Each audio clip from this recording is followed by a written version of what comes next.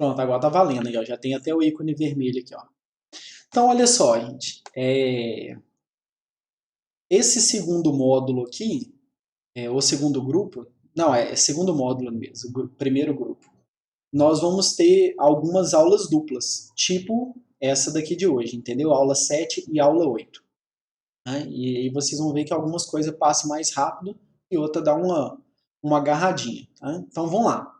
Essa aula 7 aqui, ela, igual eu falei antes de começar a gravar, ela tem mais relação com sistemas digitais do que propriamente dito de programação. Mas é interessante você saber, principalmente, como que a coisa funciona em C, para que você consiga usar adequadamente. Então a ideia da aula 7 é uma pincelada sobre os tipos disponíveis no C e como que a gente usa esses tipos aí para deixar o nosso programa mais organizadinho. Então vamos lá. Primeiro, tipo inteiro. É igual a gente chega lá, escreve int, provavelmente é o tipo que vocês mais utilizaram até hoje, mas vamos dar uma lida sobre o que ele fala aqui do tipo inteiro.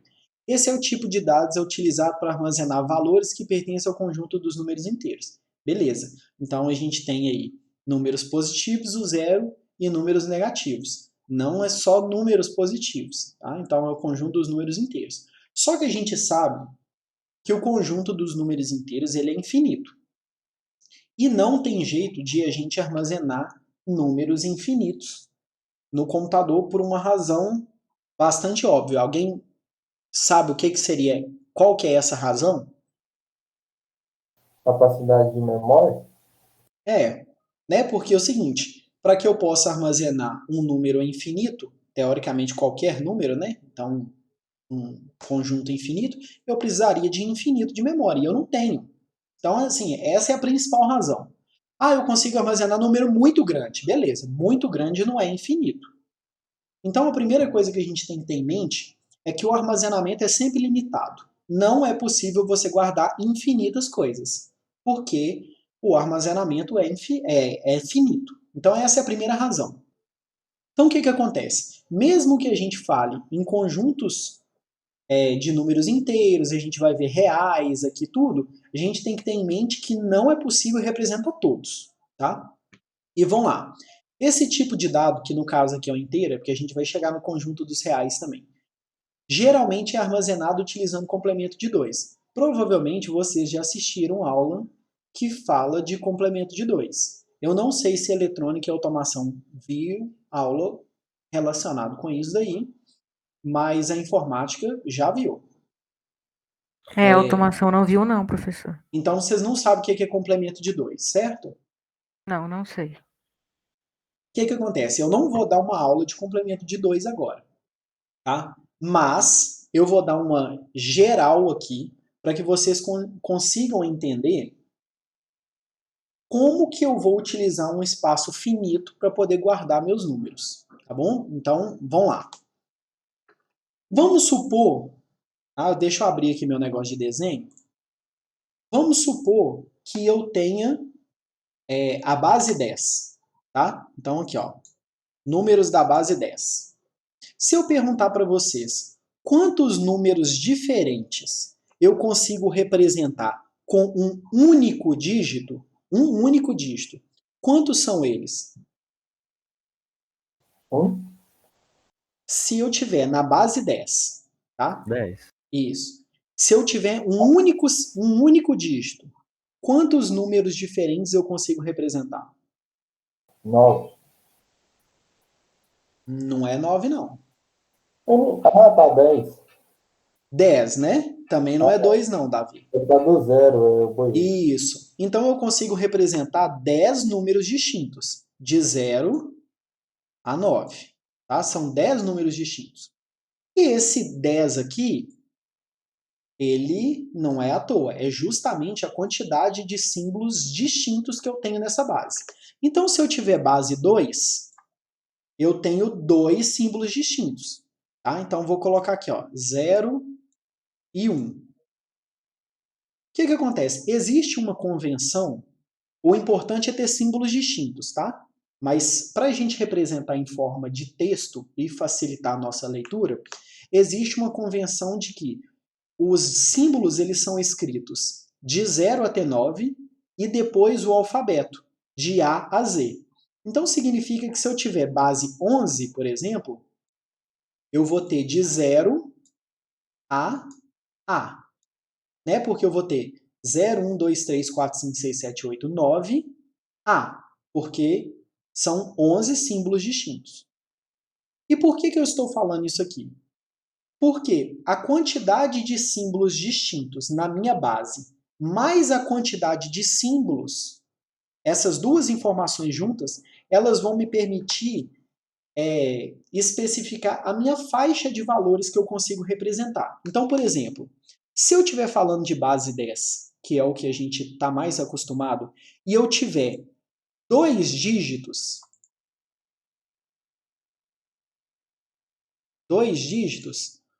quantos valores distintos eu consigo representar? 100. 100, não é isso? Que eu vou ter de 0 a 99. E por que é isso daqui?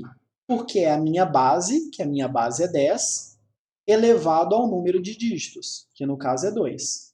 Então essa fórmula aqui vale para qualquer base, só que a gente faz isso muito naturalmente na base 10, porque nós estamos acostumados a usar a base 10 o tempo inteiro. Porém, sempre vale para qualquer base. Então se eu estiver falando de base 2, por exemplo, eu tenho aqui 2 elevado a 2, que é 4, então eu consigo representar 4 valores distintos, que no caso seria 00, 01, 10 e 11. Então, 4 distintos. Aí, se eu tiver 3, aí eu vou ter 8, que é 2 elevado a 3. Né? Então, eu vou ter 000, 001 e por aí vai. E aonde que entra essa história toda aqui? Porque, afinal de contas, eu estou falando de complemento de 2. A questão é o seguinte, porque eu não vou dar aula de complemento de 2. É só para vocês entenderem. Como eu tenho um conjunto finito de valores que eu posso representar, eu tenho que reservar uma parte desses valores para os positivos e uma parte para os negativos. Então vamos supor, só para a gente poder entender e facilitar nossas contas aqui. Se eu tenho 4 dígitos, vamos lá, 4 dígitos da base 2, quantos valores distintos eu consigo representar? Base 2, vou até trocar de cor aqui. 16? Isso.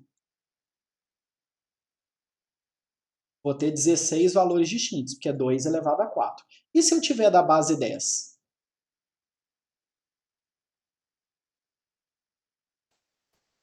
Não.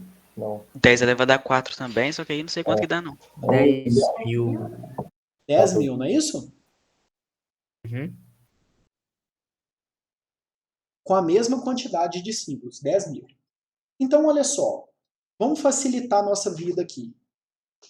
Se eu consigo colocar 16 valores distintos e eu quero guardar parte para os positivos e parte para os negativos, significa que não tem jeito de eu guardar 16 números positivos e 16 números negativos, concordam?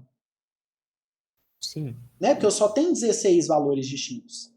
Então, o que costuma acontecer? Para a gente entender essa coisa de complemento de 2 aqui.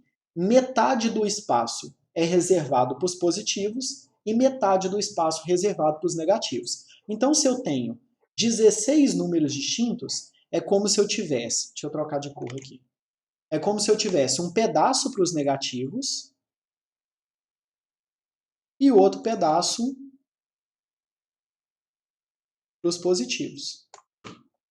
Porém, tem um cara aqui que ele não é nem positivo nem negativo. Quem que é esse cara?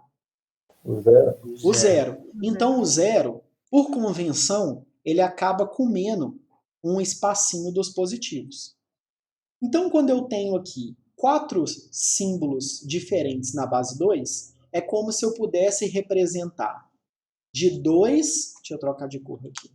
Como se eu pudesse representar de 2 elevado a 3 para valores negativos até 2 elevado a 3 menos 1 para os positivos. Então, eu consigo guardar de menos 8 até 7. Essa é a fórmula geral para a gente definir a faixa de valores que eu consigo guardar para qualquer base, tá bom? Com qualquer quantidade de símbolos. Então, qual que é a faixa? É base elevado ao número de dígitos. Essa é a quantidade de símbolo. Aí, se eu tenho metade para os negativos e metade para os positivos, o que é que eu faço? Ponho um menos aqui e tiro 1. Até base, número de dígitos, menos 1 por conta do zero. Então, essa daqui é a fórmula geral. Mas onde que a gente aplica isso aqui? Quando a gente fala de complemento de 2, a gente aplica com base 2. Como é definido o número de dígitos, é isso que eu vou falar agora com vocês, que é a terceira bolinha aqui, ó. O número de dígitos, na base 2, ele é especificado pela quantidade de bits. Então, se eu tenho um número de 8 bits, significa que eu só tenho 8 espaços para colocar símbolos diferentes. Então, eu posso guardar até 2 elevado a 8 símbolos distintos, ou valores distintos. Por que o menos 1? Por causa do zero. Não, eu falo em cima lá. Em cima? Ué, porque 2 elevado a 4 dá 16. Mas se é metade para um lado e metade para o outro, eu tenho que tirar 1 daqui, né? Porque senão fica total. Ah, tá. Entendi. Entendeu? Então, o que vai acontecer? Se eu tenho 8 bits, eu tenho 256 valores distintos. Então, eu vou de menos 128 até 127.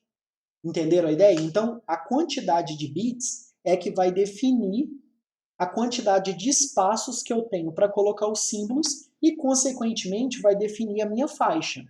Agora, o que está por trás disso aqui? O círculo. Como que faz para ter, para passar de transformar o número para negativo e tudo?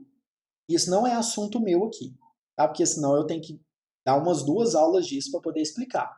Eu só queria mostrar para vocês que o conjunto de espaço ele é finito. Esses espacinhos aqui, que é como se fossem as casinhas para eu poder colocar os símbolos, é que vai definir minha faixa. Por quê? É nessa faixa que eu vou saber quais números que eu posso guardar ou não. Tá? O que você não entendeu, Davi? Professor, eu acho que só para organizar aqui rapidinho. Ah, O que está dentro do retângulo roxo, lá embaixo, é a sim. faixa de números. É isso, né? É a faixa de valores a faixa de valores que você consegue armazenar. Ok. Eu acho que foi isso que confundiu a gente, porque aí, aqui embaixo você colocou a fórmula para achar a faixa. Isso. Ou seja, do menor número possível até o maior número possível. Uhum. Eu acho que foi isso que... Agora eu entendi. Acho que foi isso que confundiu. Então, mas qual que é a dúvida? Qual que foi a confusão? Ô, professor, O Lucas está perguntando ali, vai precisar dessas informações para realizar as atividades? Ué, claro, né, Lucas?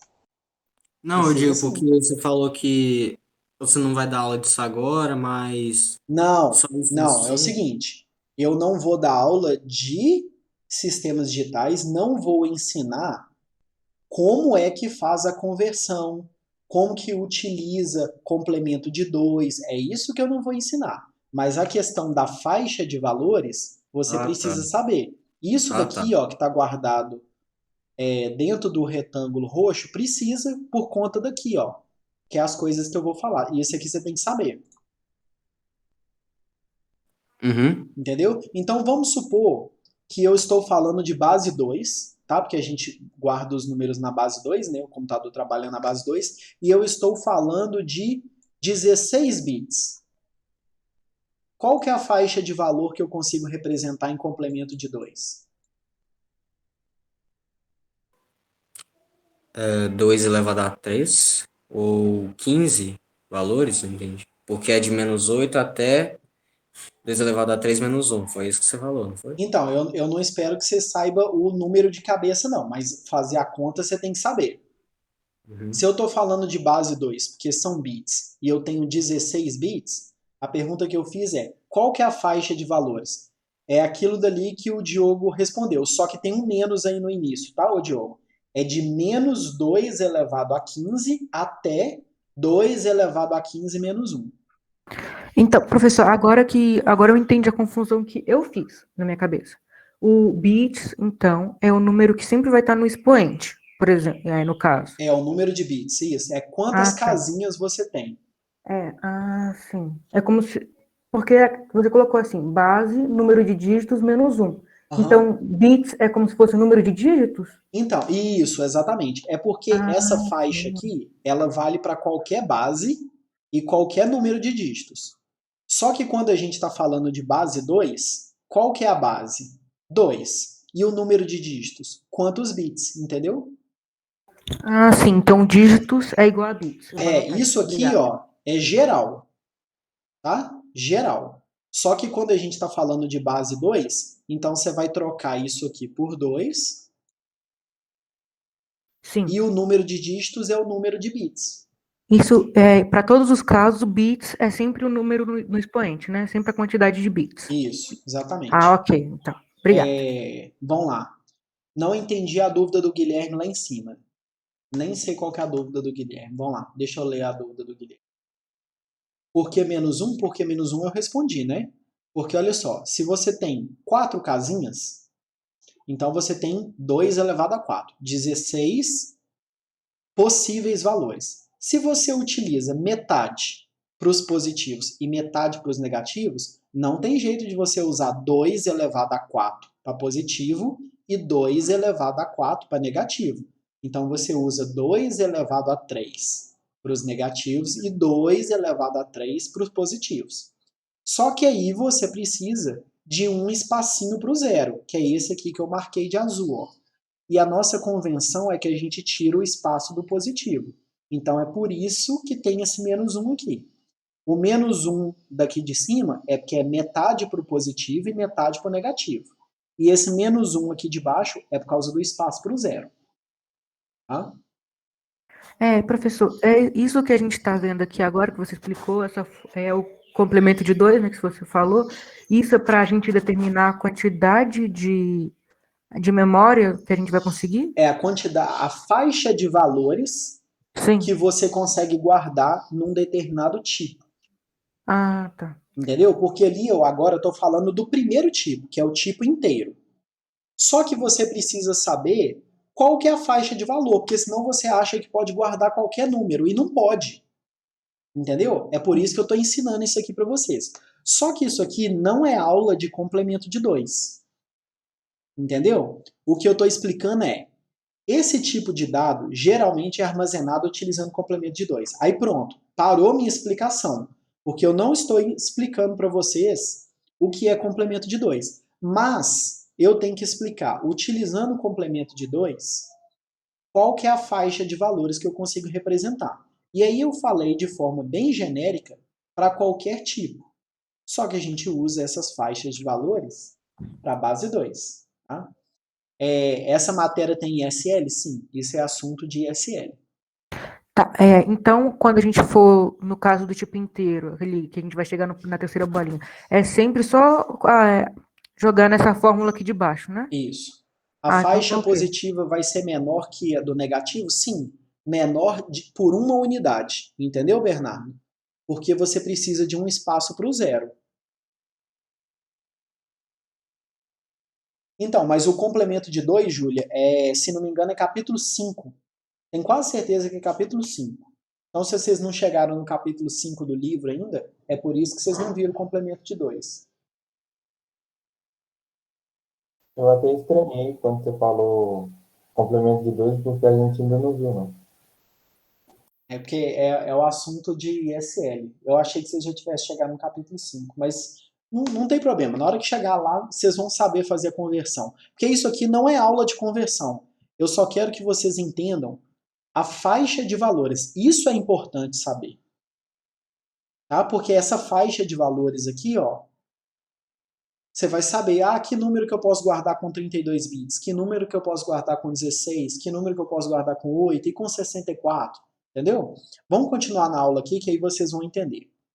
Então, Ô, olha só. professor, Alguém ia pode perguntar tirar uma alguma coisa? dúvida antes de Claro. continuar? Como que o computador armazena a informação de se o número é negativo ou positivo? Porque tem uma diferença, entende? Então, tem uma diferença do ponto de vista do significado. Do ponto de vista que ele armazena, não. Entendeu? O computador, ele Mas, armazena zeros e uns. Aquilo não tem significado para ele. Entendeu? Nenhum. Zero significado para ele. Quem dá significado aos números é quem fez o programa e utiliza. Então, o que acontece? Se você pegar 4 bits e virar e falar assim, olha, essa faixa, esses 4 bits aqui, guarda números positivos e negativos, é uma interpretação. Se você falar com ele assim, esses 4 bits aqui só guarda número positivo, é outra interpretação, que tem a ver com a pergunta que o Guilherme fez ali, ó. Pode guardar só os positivos? Pode. Tá? Só que se você guarda só os positivos, a sua fórmula muda. Entendeu? Porque aí você vai de 0 a 2, né? No caso é a base, mas eu vou escrever 2 aqui. 2 elevado ao número de dígitos menos 1. Entendeu? Porque você não está usando metade para os negativos. Você vai falar assim, não, eu só quero os positivos. Ah, então é como se você pegasse toda essa faixa aqui e virar e falar assim, não, agora essa faixa aqui toda é positiva. Então, esse primeiro aqui é o 0, vamos dizer assim, e o restante tudo é positivo. Entendi. Para a Aqui, mesma professor, quantidade de dígitos. Você só deu um significado diferente. Então, o que acontece? O computador ele não sabe. É à medida que você faz o seu programa e vai dando as informações, é que você vai dando significado para aqueles números. Entendeu, Rafael? então, tipo, fora do seu endereço de memória que está armazenado aquele número, você tem que armazenar o sinal que ele tem? Não. Aí já é aula de SL. É isso que eu não quero entrar aqui. Entendeu? Como que ele faz para armazenar números positivos e negativos é aula de SL. Ok. Entendeu? Eu só quero que vocês entendam que o espaço é finito e que nesse momento aqui vocês precisam saber da faixa de valores. É isso que eu ensinei. Agora, como que eu pego um número da base 10, né, um número decimal, converto ele para binário e represento ele em complemento de 2, seja ele positivo ou negativo, aí é aula de SL. Entendeu? Senão eu teria que parar essa aula aqui, dar umas 2 aulas disso, para que você entenda, mas que é assunto de outra disciplina. Tá bom, obrigado. Mas vamos lá. Então, olha só. Geralmente, tá? A gente voltou aqui no tipo inteiro, geralmente utiliza-se 32 bits para poder representar um número inteiro. Mas olha só, isso daqui é uma coisa que varia de arquitetura para arquitetura do computador. Então, o computador de vocês provavelmente utiliza um inteiro com uma arquitetura de 32 bits. Agora, vamos supor que você resolve mexer com o microcontrolador, você diz assim, eu quero brincar com o microcontrolador e tudo, e vai trabalhar com um microcontrolador que o tamanho da palavra dele, ele não é de 32 bits, é de 16. Então, o inteiro lá não tem 32, tem 16. Entendeu? Essa que é a ideia. Então, o que entendi. você... Aqui, professor, rapidinho. Desculpa, tá? Sou bem leiga. Qual a diferença entre bits e bytes? Ali no caso, 32 bits ou 4 bytes? Então, é porque é a mesma coisa, né? 32 bits é porque cada bit é um único símbolo. Só que 1 byte são sempre 8 bits. Então, se você tem 32 bits, você tem 4 bytes. Ah, tá, entendi. Byte são 8 bits. Entendi. Isso. É como se fosse uma unidade maior. Entendi. É, um agrupamento maior. Entendi. Obrigada. Então, vamos lá. Geralmente, o tipo inteiro, ele tem 32 bits. Mas, você não pode afirmar isso, tá? Não pode. Tem jeito de saber? Tem. Você pode perguntar o tamanho de um tipo, usando essa função aqui, ó. SizeOf, ele vai falar com você o tamanho em bytes daquele tipo. Agora, a pergunta que eu faço para vocês, baseado no que eu acabei de explicar. Se eu falei com vocês que um inteiro geralmente tem 32 bits, qual é a faixa de valores que eu consigo guardar num inteiro?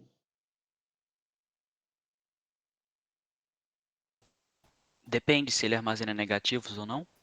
Sim, eu estou levando em consideração que eu posso armazenar positivos e negativos. Quando a gente for falar só de positivos, aí você tem que colocar uma palavra especial. Toda vez que você não coloca essa palavra, você está assumindo que são positivos e negativos. Aí isso aí seria em qual base? Base 2. Né? Se eu estou falando que é bits, é base 2. Tá, foi mal. Então seria menos 2 elevado a, no caso, 31 bits, né? Uhum. A 2 elevado a 31 bits menos 1. Isso, exatamente, que é o que o Lucas já tinha respondido ali, o outro Lucas também, o Bernardo, o Diogo, tá? O Arthur. É isso daí. E aí o seguinte, só para vocês terem em mente, tá? Por que isso é importante? Para você saber se dá ou não dá para colocar aquele número lá. 31, Davi. 32 é se for só os positivos. Entendeu? São 32 bits, então metade para os negativos e metade para os positivos. Okay? Então, olha só. Por que isso é importante? Porque você tem que saber a ordem de grandeza do tipo que você está usando para saber se o número que você quer colocar lá cabe ou não cabe. Então, vamos fazer uma conta aqui, ó, só para a gente poder ver a nossa ordem de grandeza. Então, se eu fizer 2 elevado... Cadê o elevado? Deixa eu caçar aqui. Aqui, ó. 2 elevado a 31. Então, eu sei que a minha faixa de valores é de menos 2 bilhões 147 milhões 483.648 a 2 bilhões 147 milhões 483.647. Por que eu preciso saber disso aqui? Isso aqui é muito importante, tá, gente? Senão eu não estava falando disso. Você tem que ter ideia da ordem de grandeza dos números que você vai trabalhar no seu programa para saber o tipo adequado que você vai usar. Porque senão, você vai lá e coloca um tipo que não dá para colocar o número. Então, por exemplo, você já sabe agora a faixa de valores do inteiro. Aí você vira e fala assim, eu vou trabalhar com números aí que pode chegar até 10 bilhões. Você pode usar o tipo inteiro?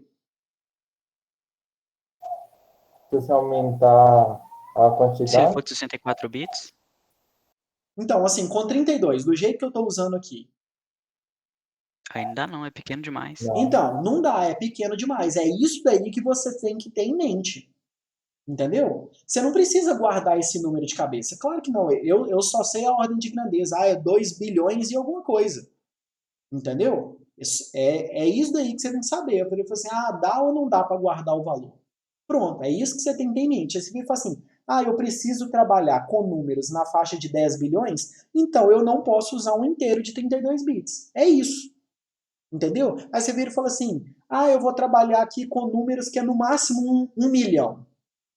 Aí você pode usar um inteiro de 32 bits? Sim. Bits e bytes depende do computador que está sendo usado? Depende do tipo que está sendo usado, o Bernardo.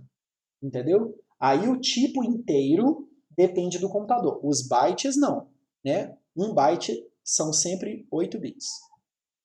Agora, quantos bytes aí é óbvio, né? Porque depende de quantos bits. Então vamos lá, repetindo a pergunta.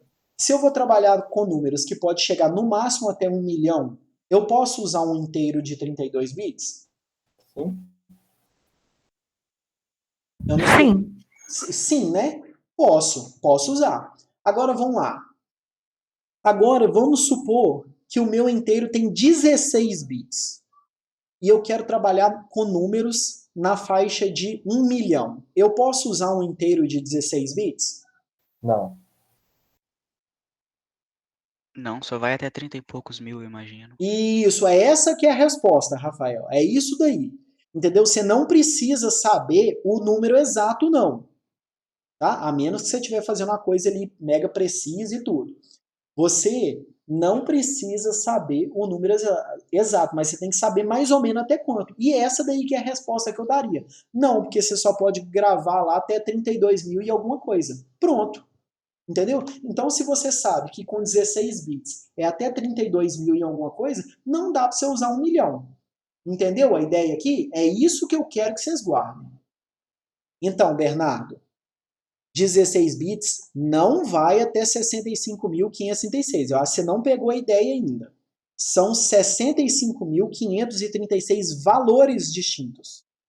Tá? Valores distintos. Aí qual é a faixa? De menos 32.768 a 32.767. Aí se eu quiser trabalhar só com os positivos, aí vai de 0 a 65.535. Entendeu? 65.536 não é faixa, é quantos valores distintos. Entendeu? Faixas, você tem que ter um limite, de tanto a tanto. Entendeu? Então, nem o que você mandou é faixa. Faixa tem de tanto a tanto. Entendeu? Mas vocês têm que ter a ideia da ordem de grandeza. E aí o seguinte, Leandro, tem jeito de eu saber o tamanho de um determinado tipo? Tem. Existe uma função que chama sizeOf, e aí você passa para ela o tipo e ela fala com você, olha, são tantos bytes. Entendeu? Então, olha só, vamos fazer aqui, ó. O tamanho do meu inteiro é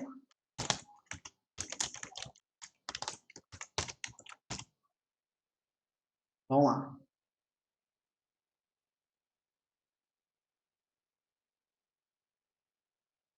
Aí, ó, o tamanho do meu inteiro é 4.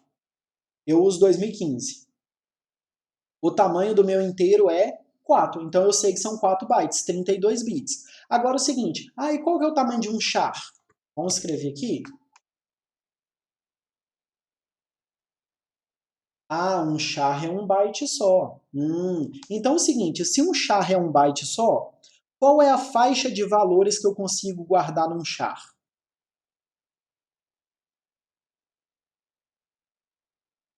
Até 127? Então, de menos 128 a 127. 127. Entendeu? E qual que é o tamanho de um short? Vamos lá. São 2 bytes, então eu sei que são 16 bits. Ele falou assim, e se eu escrever em um long int? Long int, beleza, vamos lá, vamos olhar. Long int, 4 bytes. E um long int?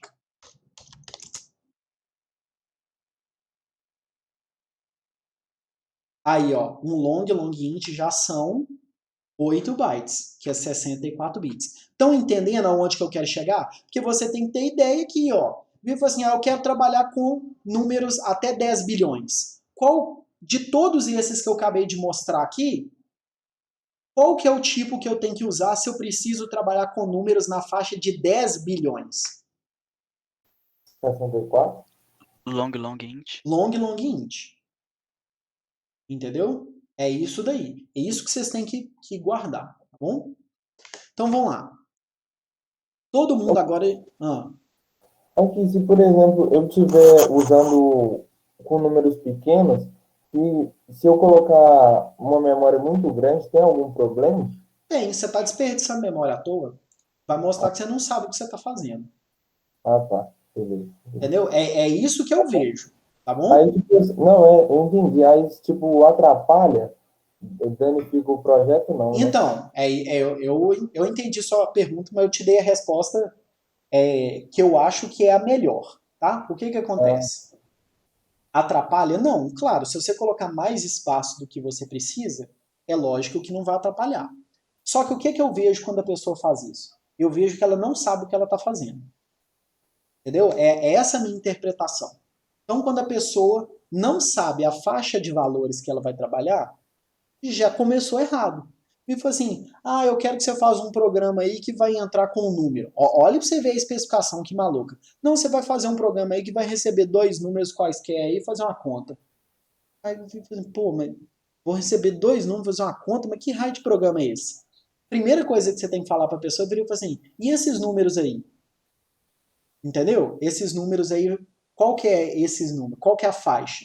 Porque senão não tem jeito de você começar seu programa. Então a primeira coisa que você tem que saber é qual é a faixa de valores que eu vou trabalhar. Porque depois que você sabe a faixa de valores que você vai trabalhar, aí sim você escolhe o tipo adequado, tá bom? O Lucas perguntando ali, o int 64 vale quanto? O U vem de unsigned, ainda não cheguei nesse slide. Int 64, você já sabe o que é. É um inteiro de 64 bits. Só que quando tem esse U aí, quer dizer que é sem sinal. Então é só a faixa positiva. Vai de 0 até 2 elevado a 64, menos 1. Ok? Então vamos lá. Continuando. Um inteiro de 32 bits pode armazenar valores entre esses 2 números aqui. Nós já fizemos a conta e vimos. Se tentarmos armazenar um número maior que isso, acontece um overflow. Ou seja, ele passa daquele número e aí ele começa a mostrar um outro número. Qual que é esse outro número? Aula de SL aguarda vocês. O fato é que vai começar a mostrar um número que não tem sentido, porque você esperava ver um número grande e começa a ver um número pequeno. Tá? Então ele aparentemente não tem sentido. Depois que você fizer a aula lá bonitinho, não é lixo não. Tá? É porque você está colocando mais coisa do que cabe. Aí é um erro seu. Entendeu? Lixo é quando você aproveita um endereço de memória e não coloca nada lá. Então já tem algo lá, isso é lixo. Agora, se você entra com um valor que é maior do que o lugar cabe, aí é tipo assim, orelhada sua, entendeu? Você que fez errado. O programa não fez nada de errado. O overflow seria uma simplificação? Não é simplificação, é porque não cabe. Entendeu? Você vira e fala assim, qual que é a minha faixa de valores? Eu consigo de guardar de menos 8 até 7. Aí você vira e fala assim, então guarda 10 aí. Entendeu? É uma maneira do computador virar e falar assim, filhão, mas me ajuda isso. Eu tô falando com você que só tem jeito de eu guardar de menos 8 até 7. Você pede para eu guardar 10, o que, que vai acontecer? Não tem jeito. Entendeu? Porque se pudesse, aí tava resolvido. Você vira e fala assim, não, o computador fala para eu poder guardar aqui até 2 bilhões. Eu falo assim, então guarda 10 bilhões. Aí ele fala, ok. É claro que não é ok. Entendeu? Então, o overflow é o quê?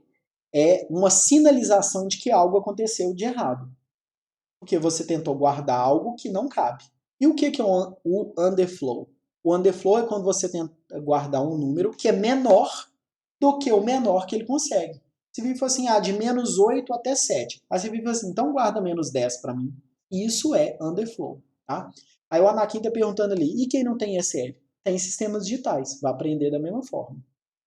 Não no primeiro ano, mas vai aprender no segundo. Isso aqui formou em eletrônica, automação ou informática, sai aprendendo isso aqui. Vamos lá. E quais operações que eu consigo fazer? Adição, subtração, multiplicação, divisão inteira e resto da divisão inteira. Então, 21 dividido por 4 é 5. Não é 5,25. 5,25 é um número de ponto flutuante. Entendeu? Então, quando eu pego dois números inteiros e divido, o resultado é inteiro. Qual que é o resultado da divisão de 2 por 3? 0. 0.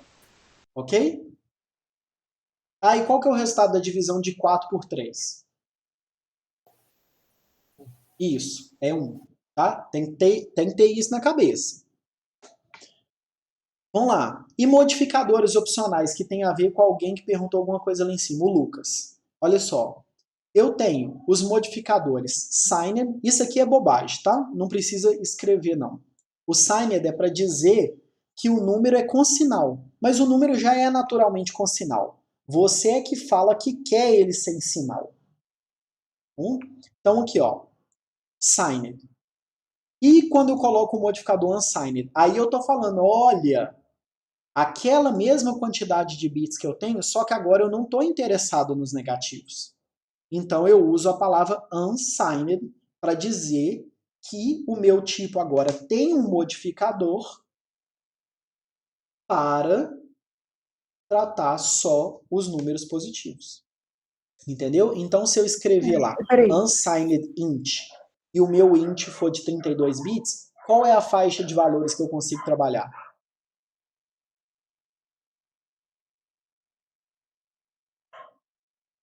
(32 elevado a 2? De 0 a 21 a 1000 alguma coisa. Não.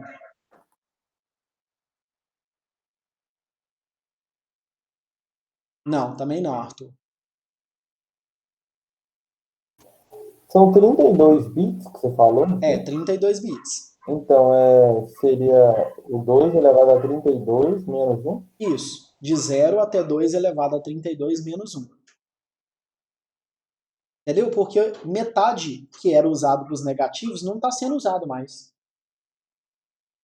E Entendeu? o professor, tem como você fazer para os negativos também? Os negativos? Ter só Isso. negativos? Isso. Não. Tá, ok. Então eu tenho. Então, professor, eu fiz uma confusão aqui. Quando eu vou tratar só dos positivos, eu vou excluir os negativos só e continuando com a mesma quantidade de memória. Isso. Então, ao invés de tirar o 1 por exemplo, número de dígitos menos 1, que seria o expoente. Agora eu não preciso de tirar o 1 do expoente. Exatamente. Tá. Porque não é metade, entendeu? Você não precisa da metade dele Entendi. ser guardado para os negativos. Entendi, vou anotar isso. Obrigada. Aí, quais outros modificadores que eu tenho? Eu tenho um modificador de short, tá? Que é metade da palavra. Então, se em geral eu tenho um inteiro de 32 bits, quando eu uso short, eu tenho 16. E o long? O que acontece? No Visual Studio aqui, e na maioria dos computadores, a palavra long sozinha, ela tem o mesmo tamanho do inteiro. Se eu quiser dobrar, aí eu escrevo long 2 vezes, né? Igual eu fiz lá, long int. Não é necessário escrever o int, é opcional. Então, se eu escrever long int ou long, é a mesma coisa. Se eu escrever short int ou short, é a mesma coisa. Entendeu? Você pode usar quantos long quiser? Não, tem limite de 2. Senão, não vira festa, né? Não, só Esse 2. short, ele modifica, por exemplo, assim, o short, eu tenho um inteiro pequeno, aí desse inteiro que eu já tinha, eu tiro 2 bytes? Não, você tira 2 bytes, não. Esse aqui não é menos 2 bytes, não. É inteiro pequeno, 2 bytes. Entendeu? O meu inteiro tem qual tamanho, mais ou menos? Não é, em geral, não são 32 bits? Sim. Então, quando eu uso short, é metade disso daí, 16 bits. 16 bits são 2 bytes. Tá, entendi. Agora eu entendi. Obrigada. Entendeu? Vamos lá, professor, por que o signed não é só para os negativos? Porque não tem jeito de representar só os negativos. Agora, por que não tem? Porque o cara que fez a linguagem não pôs. Signer é para dizer que tem sinal, mas é totalmente opcional. Você não precisa escrever signer. Porque signer, o número já é com sinal. A menos que você fale que ele não tem sinal.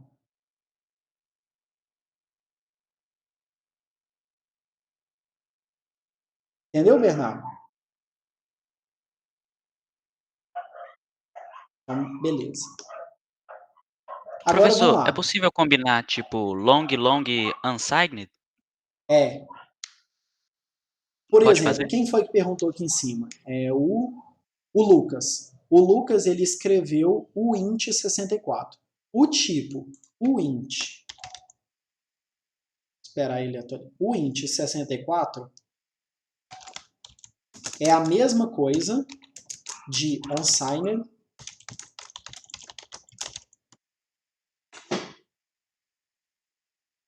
Entendeu? Eu escrever o int 64 underline t é a mesma coisa de eu escrever unsigned long int. Agora vocês vão ver no meu código isso aqui, não isso. Porque eu gosto de bater o olho e virar e falar assim, ah, aquele cara é de 64 bits. Entendeu? Mas para escrever dessa forma, precisa de alguma outra função Você ou precisa biblioteca? Não incluir sei. um cabeçalho. Você precisa Ah, incluir tá. o stdint.h. Beleza. O que ficou confuso, Davi?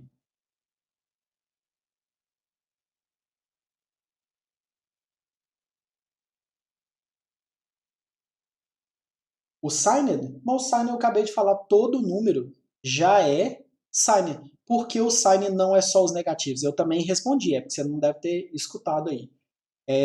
Porque o cara que fez a linguagem não fez um jeito de colocar só os negativos. A linguagem é dele, ele que criou. Ou você representa os positivos e negativos, ou você representa só os positivos. Só os negativos não tem. Agora, por quê? Porque ele quis, velho. Ô, Leandro, Hum. então, mas também se a gente fosse tentar representar só os negativos, ia ficar sem o zero, né? Então, o que acontece? Se você fosse tentar representar só os negativos, você tinha outras implicações, tá? E aí já é um pouco mais complicado, porque uma das maneiras que o computador consegue fazer conta rapidinho é por causa desse complemento de 2, que o negócio já está numa forma lá toda organizada que ajuda ele a fazer conta rapidinho. Entendeu? Então, assim, eu não sei dizer para você, se você trabalhasse só com os números negativos, se essa conta sairia certinha, rápida do jeito que é. Eu nunca parei para pensar sobre isso.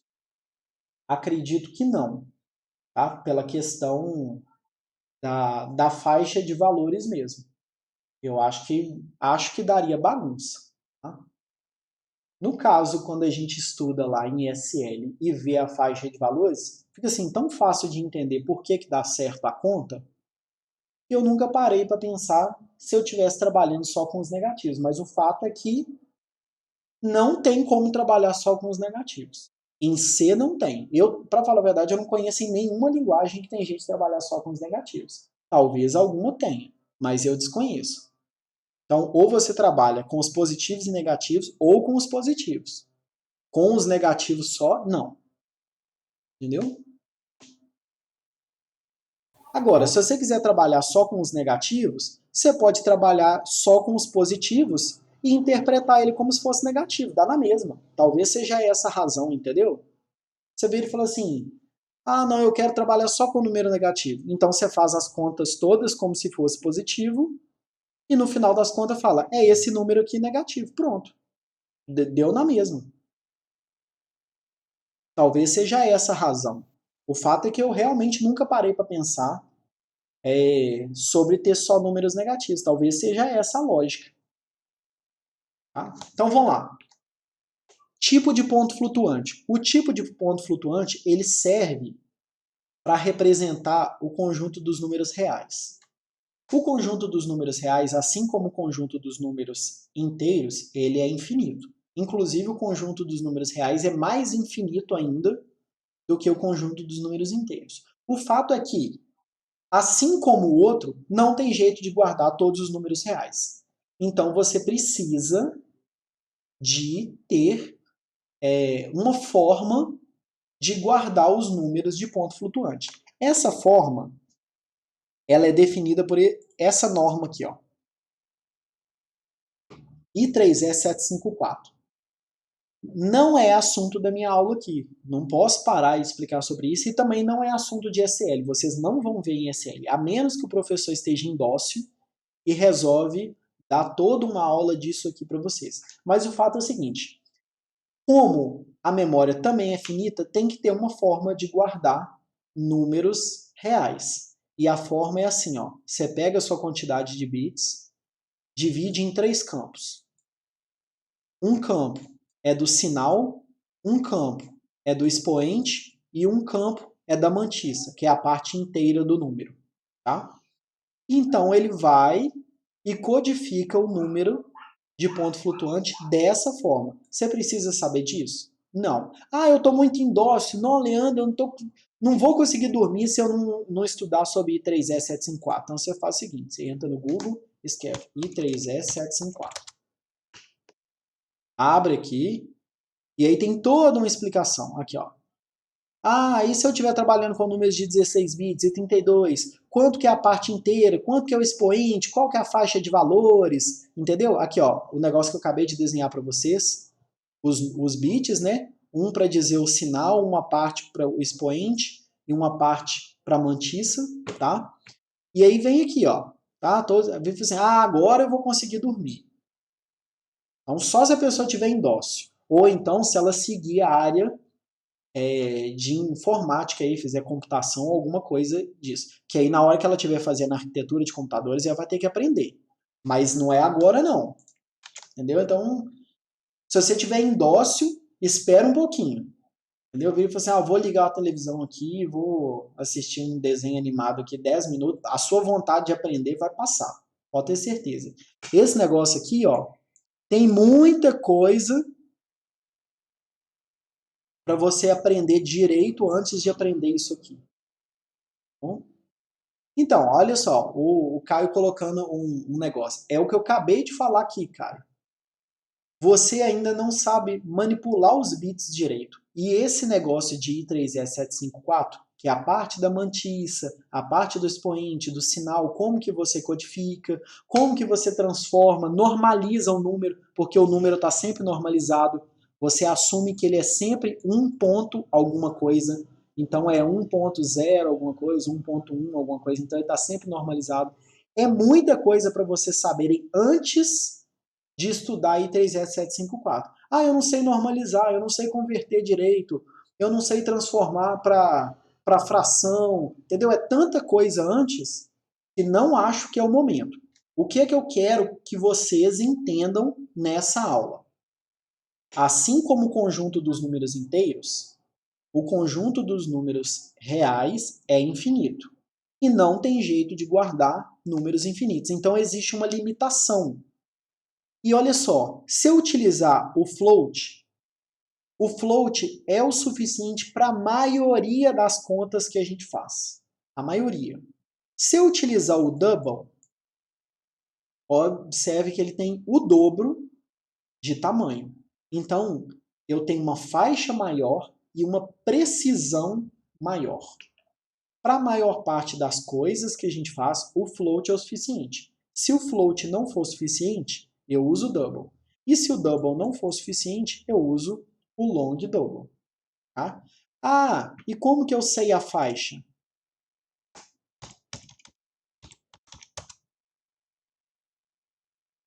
Aqui, ó. De 32 bits, tá? Que é o float. Base 2, número de dígitos decimais, tá vendo? Expoente, qual que é a faixa de valores, o menor valor, o maior. Então você tem que vir aqui e consultar a tabela. Provavelmente vocês não vão trombar com nada que vocês estejam fazendo que o float não seja suficiente. Mas já estou mostrando para vocês que tem o double e tem o long double. Se você não escrever nada em C e colocar um ponto, ele automaticamente acha que é double. Então, se eu chegar aqui, ó, e escrever 1.3, qual que é o tipo de 1.3? Double. Double. Tá? É isso que vocês têm que ter em mente. Double. Para eu poder dizer que esse número é um float, eu ponho um Fzinho. Aí eu estou falando assim, olha, esse número é um float. Vocês vão ver no meu código, provavelmente, eu colocando esses Fzinhos aí. É para eu enfatizar que eu estou usando float. Mas a gente vai ver nos próximos slides ali que não é necessário, tá? Ele faz a conversão automaticamente para vocês. É só para deixar claro no código. Isso é importante na hora das constantes, né? É, isso. Aí vamos lá. E o que eu consigo fazer de conta quando eu utilizo um tipo de ponto flutuante? Seja ele float, seja ele double, seja ele long double. Eu consigo fazer adição, subtração, multiplicação e divisão. Tá? Então, toda vez que aparecer um pontinho, tanto faz ser no numerador ou no denominador, o resultado é real. Então, se eu chegar e fizer 4 dividido por 3, qual que é o resultado? 1, perfeito, tá? Por quê? Isso é uma divisão inteira. Agora, se eu fizer 4.0 dividido por 3, aí o resultado é 1.3333333. Entenderam a diferença? Então, se aparecer um número de ponto flutuante, seja no numerador, seja no denominador, o resultado inteiro é de ponto flutuante. Agora, se os dois forem inteiros, aí o resultado é inteiro. Tranquilo? E aí não faz sentido pedir resto de divisão de ponto flutuante, né? Porque não tem resto. Tá? O valor que você quer já está no quociente. Vamos lá. Professor, Ah, se eu quiser calcular o quociente inteiro de uma divisão entre inteiros, eu posso simplesmente dividir o inteiro pelo outro ou fica meio feio? Eu tenho que se usar uma você, função você quer o específica para quê? O isso. quociente de O um número. quociente inteiro de uma divisão. É só você dividir o número.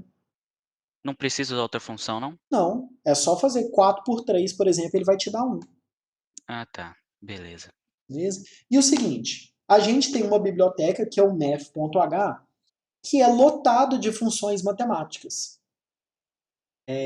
Como é representado uma dízima em um programa, não é representado. Não tem jeito, viu, Bernardo? E eu acho que você sabe por quê. Por que não tem jeito de representar uma dízima?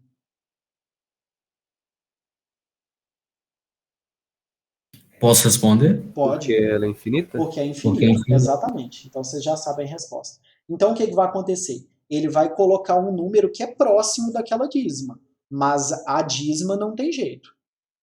Bom? Então, se você fizer 4 dividido por 3.0, por exemplo, aí ele vai fazer 1.333 e em algum momento ele vai colocar um 4zinho lá. Entendeu? Porque não tem como, né? Beleza. Aí o seguinte, essa função, essa biblioteca math, ela é lotada de funções matemáticas. Vamos lá. O que a gente precisa entender aqui?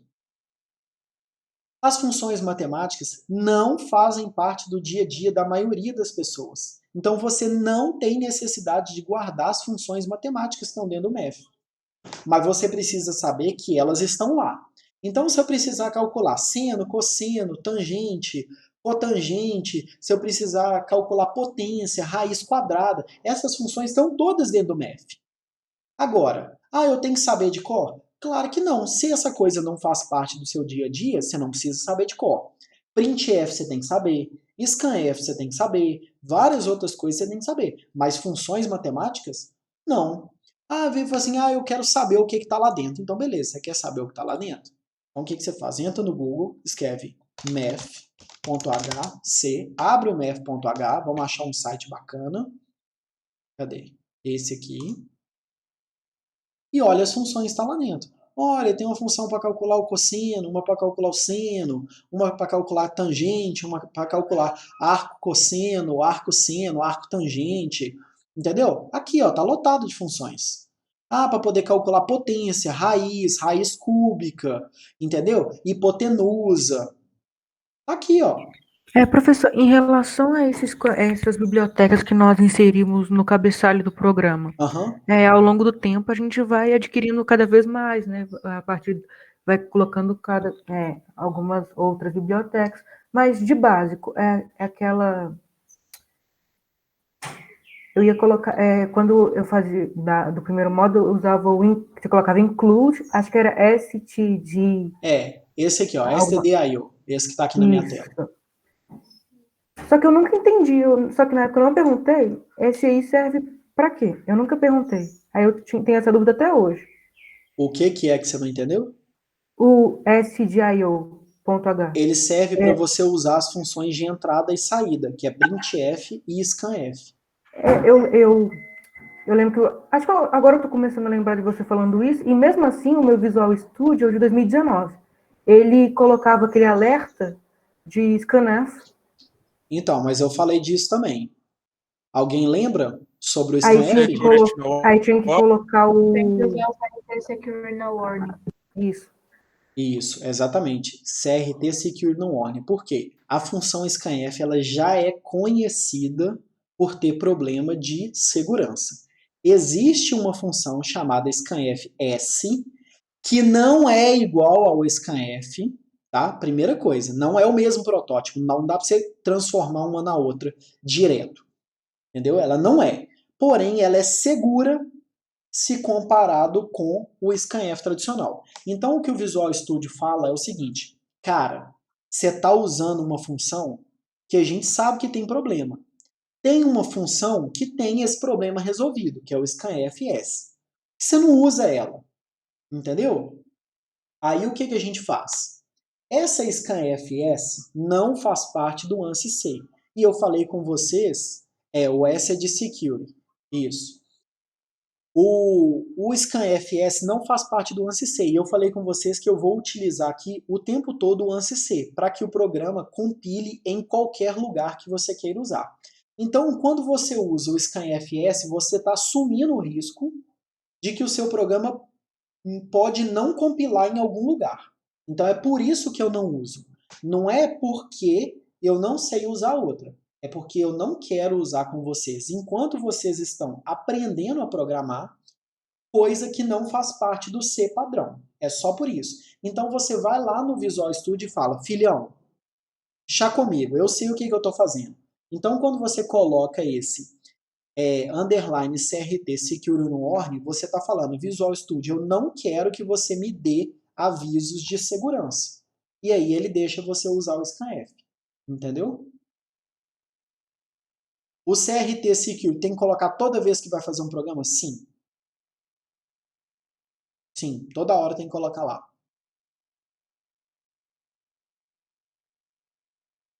Ô, Leandro, Ah, eu posso, assim, escolher se eu coloco no próprio código ou se eu coloco no pré-processador? isso, pode. Eu gosto de colocar no pré-processador, e eu expliquei para vocês, porque aí ele vale para todos os arquivos do meu projeto.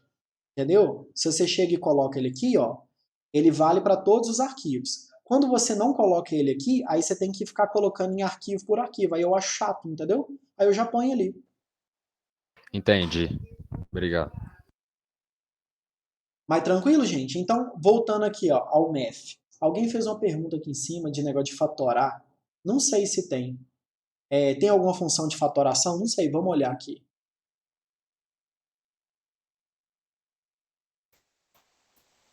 Quando a gente foi fatorar, a gente teve que... Eu acho que não tem, não. Não teve uma direta, não. A gente que teve que fazer lá. Pois é.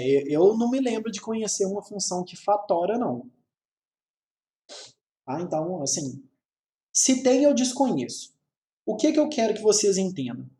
É que você tem que saber mais ou menos onde estão as funções. Então, funções matemáticas fazem parte de onde? Do math.h. Então, você vai usar uma função matemática, dá uma olhada se ela não já está pronta no math.h.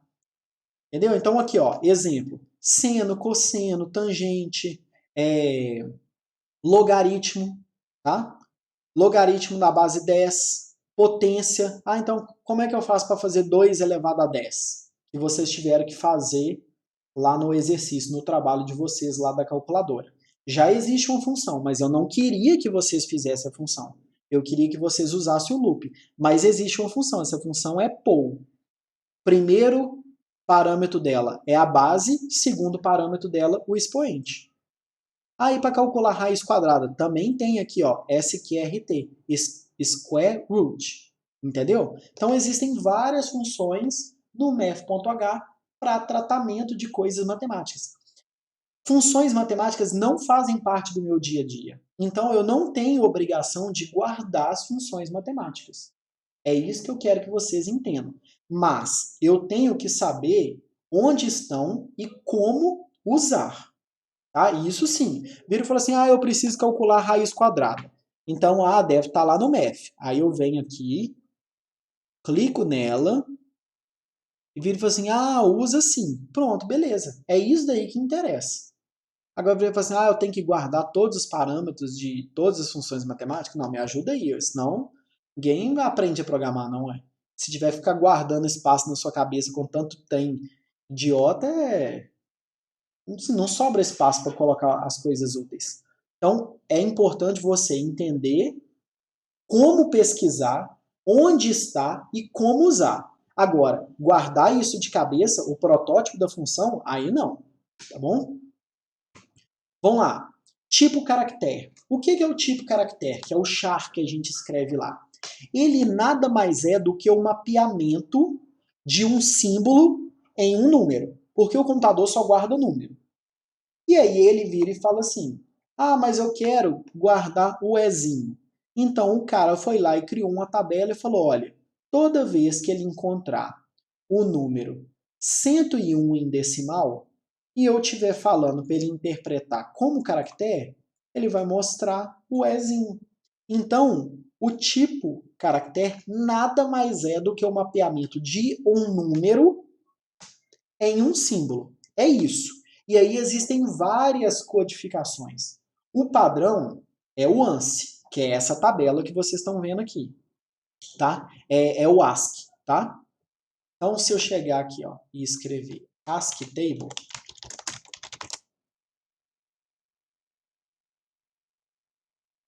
aqui ó, você vai ver a tabelinha, a mesma que está lá.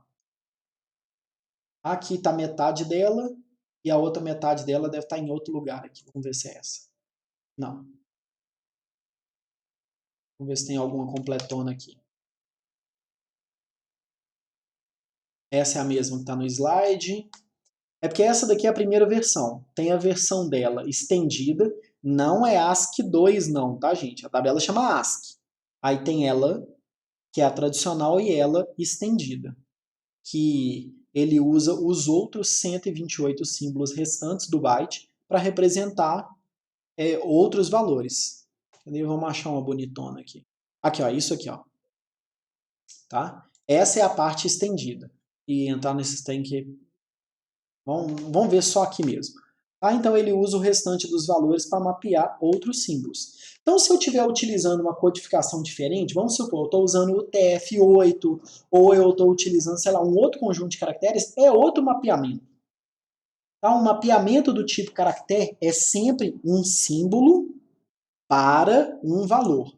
Por que que no meu código eu não coloco acento? Vocês já devem ter reparado. Aqui, ó, aqui eu não coloquei acento.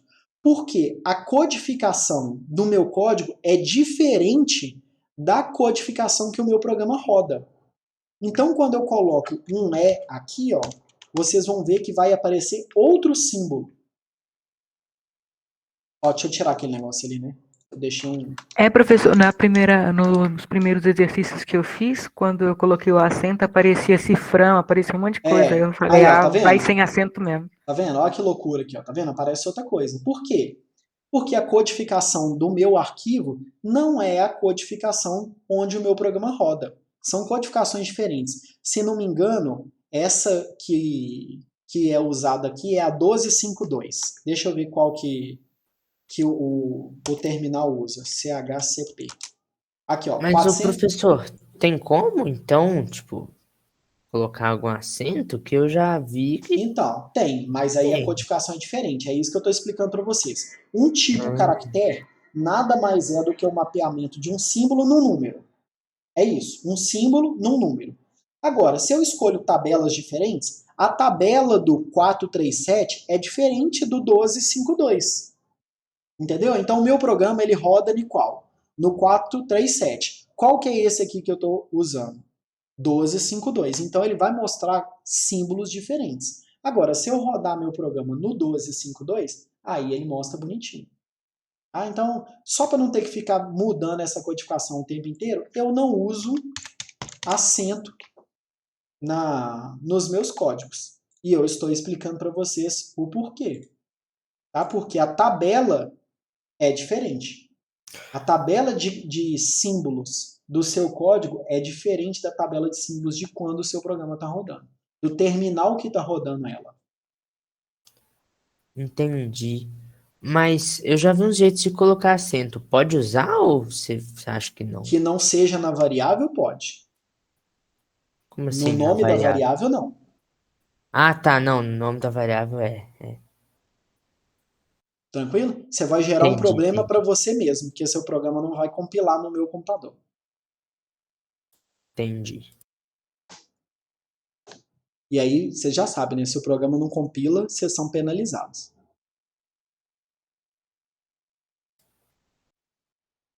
Vamos lá. E para trabalhar com caractere? Existe também uma biblioteca chamada CType, que tem uma série de funções para trabalhar com caracteres. Então, o que é que o toUpper faz? Transforma o caractere em maiúsculo. E o toLower em minúsculo.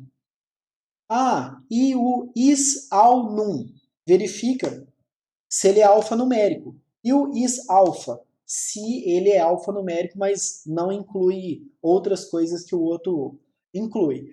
Isso é dígito. E se isso é um caractere de pontuação? Você tem que guardar isso aqui de cabeça? Gente, claro que não. Mas você tem que lembrar que existe uma biblioteca chamada CType e é nela que estão guardadas as funções para tratamento de caracteres. Tá? Quando a gente fala de um único caractere. Não é de uma sequência de caracteres, não, que isso aí é outra coisa. Tranquilo?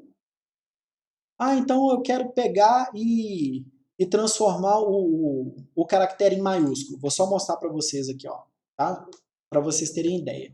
Então eu quero mostrar aqui, ó, meu caractere em maiúsculo.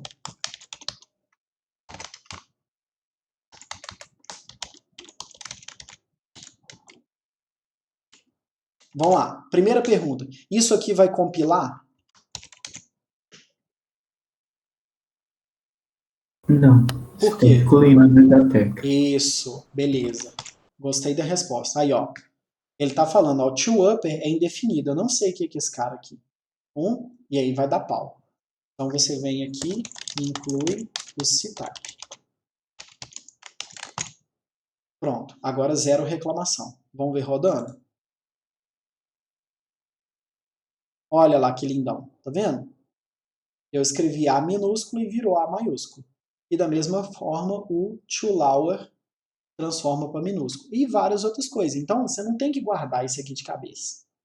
Mas tem que saber usar, tem que saber pesquisar. Agora, guardar o nome da função e como é que usa ela de cabeça, não. Tá? Eu não cobro isso de ninguém. Nem quando a aula é presencial. Eu tenho que saber o nome dessa função. Loucura. Isso aí não. Mas na hora lá, ele tem que saber consultar. Ele tem que entrar num site confiável, tipo aquele CPP Reference ou C++, alguma coisa, uma fonte confiável de informação, olhar para a explicação que está lá e saber usar. É isso daí que é importante. Agora, guardar isso aqui tudo de cabeça, não. Se eu tivesse guardado isso aqui tudo de cabeça, eu não poderia estar dando aula, porque eu não sei. Entendeu? Então, assim, complicado demais isso aqui. Tá? É guardar espaço aí na sua cabeça com inutilidade. Agora vem e fala assim, eu manipulo caractere o tempo todo eu estou fazendo programa que manipula caractere. Então faz parte do seu cotidiano. Aí é lógico que você vai saber essas funções. Agora, se isso não faz parte do seu cotidiano, lógico que você não vai usar. Tá? E aí, quando você precisar, você consulta. Tranquilo? Todo mundo entendeu aqui a aula 7? Sim. É bem... Tem pergunta no chat embaixo. Como é que é? Tem pergunta no chat. Passou aqui, porque estava travado lá em cima. Deixa eu ver aqui.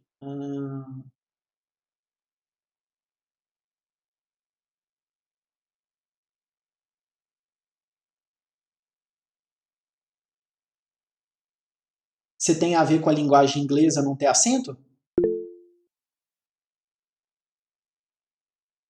Ó, a pergunta para essa daqui é sim, tá? A resposta para o ASCII, tá bom? Que é a tabela padrão. Quem criou isso foram os americanos. E os americanos, quando montaram a tabela inicial, eles montaram os caracteres que interessavam para eles. Não quer saber escrever palavra com acento, não. Aí depois que eles falaram assim, olha, gente, não é que eu tenho que conversar com os outros? Não é só com os americanos? Aí eles deram a estendida na tabela. Mas a ASCII Table que a tabela original, ela não tem caracteres com acento, porque foi criado pelos americanos e eles não estavam interessados em conversar com os outros. Ah, basicamente é isso aí.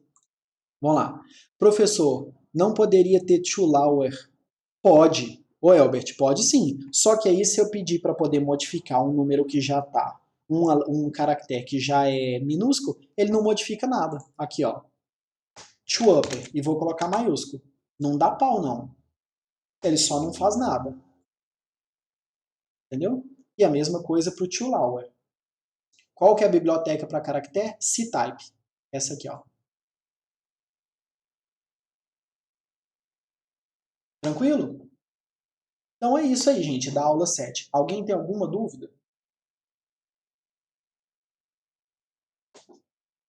Só com relação aos caracteres, só para sempre que eu for fazer as atividades, né, você falou que não vai cobrar nada referente especificamente a essa aula, mas sempre que eu preciso, se eu precisar, eu posso sempre consultar, né? Não preciso ficar, como você falou, não preciso ficar decorando tudo. Não, de jeito nenhum, não tem que ficar decorando, então não. Claro tá. que pode Então, consultar. menos mal. Não, tem que consultar.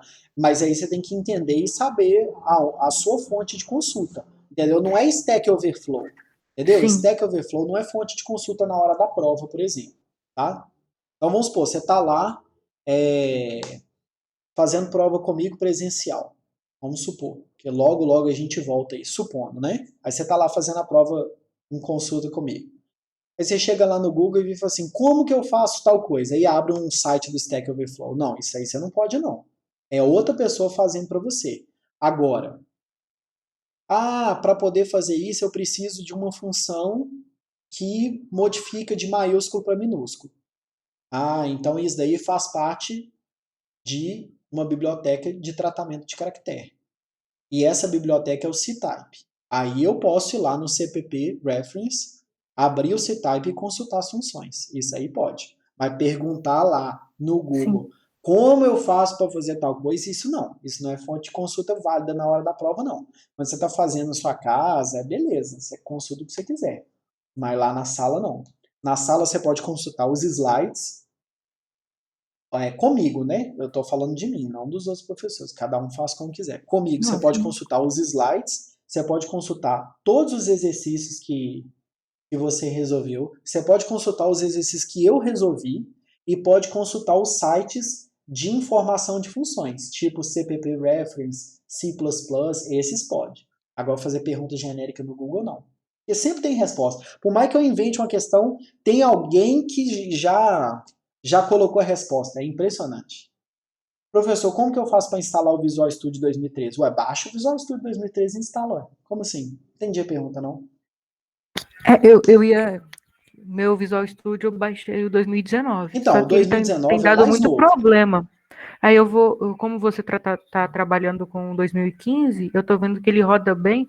Eu acho que pro meu computador vai ser melhor o 2015. Eu já até expliquei para vocês por que eu uso 2015, não já? Acho que você falou que não viu muita diferença. Então, porque foi eu algo cheguei, em algum momento eu atualizei do 2013, que era o que eu utilizava antes, para o 2015, e depois que eu cheguei em 2015, não teve nada que eu precisei fazer, que eu precisei de um mais moderno, então eu não atualizei. Entendeu? Tudo que eu faço, o 2015 me atende. É só por isso que eu uso ele.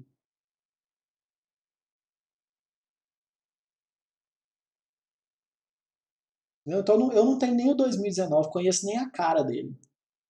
Agora, se um dia eu precisar fazer alguma coisa, que aí o Visual Studio 2015 não dá suporte, aí eu vou ter que atualizar. Mas esse dia ainda não chegou. Então, para mim, tá ok.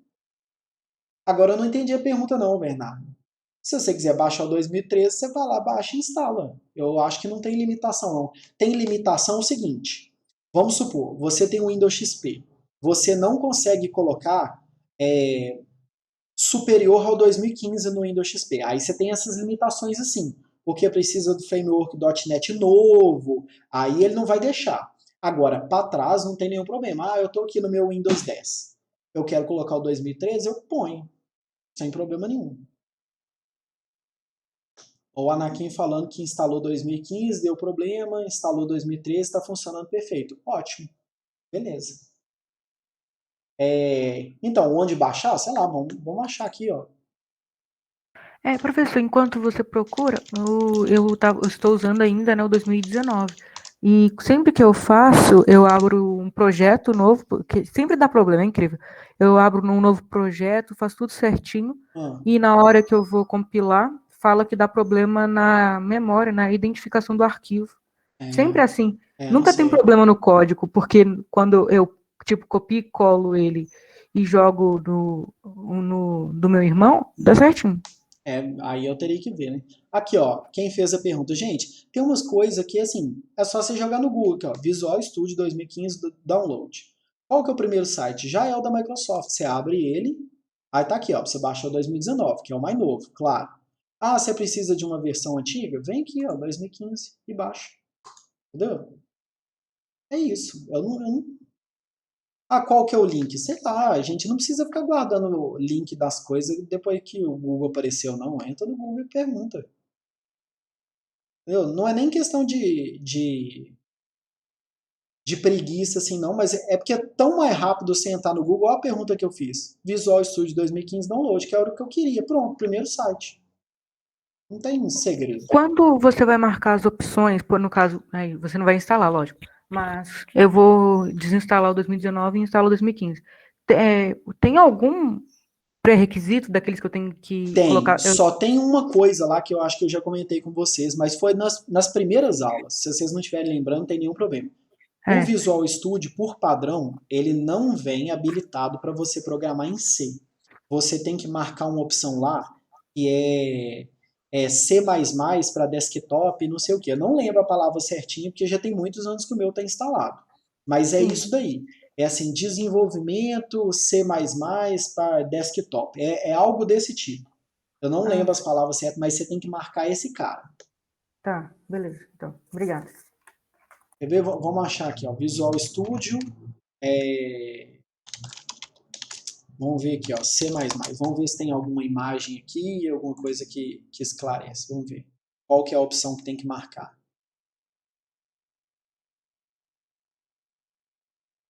Vê, ó. Aqui, ó. Desktop Development with C++. Tá? No caso aqui do 2019, que é o que está mostrando. Não sei nas outras versões. Mas as palavras são muito semelhantes, entendeu? É alguma coisa disso. Você vai marcar C++, desenvolvimento C++ para desktop. É isso. É isso daí, Davi. Isso mesmo. Desenvolvimento em C++. O Caio falando que usa o 2019 e nunca deu problema. Então, tem algumas coisas que, igual eu já comentei com vocês, eu não tenho nem fonte de informação para passar para vocês, porque eu não uso 2019. Então eu falei assim, quais os problemas você já teve no 2019? Nenhum, eu não tenho ele. Então não tem fonte de problemas do 2019. Eu posso te dizer que o meu 2015 roda redondinho. É isso. E que antes o 2013 rodava redondinho também.